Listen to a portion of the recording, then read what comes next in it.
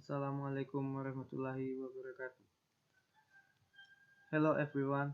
This time I will share how to remove and change the color of the photo background easily in the Photoshop. First, we select the photo we will edit. Then move the photo to the Photoshop.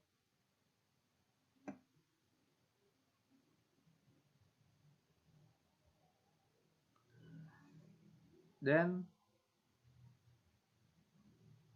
when we finish, we double click here and select OK. Then we will immediately erase the background of the photo by choosing an eraser tools.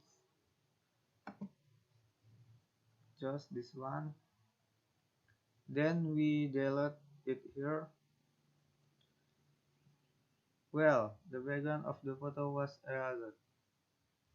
Then we will color the background of the photo with the color we want by choosing this.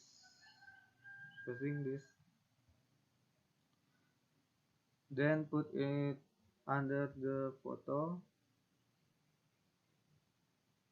After that, we choose this option. Choose solid color.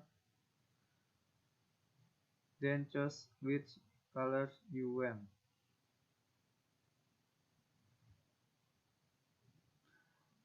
After that, just OK. Then save the photo.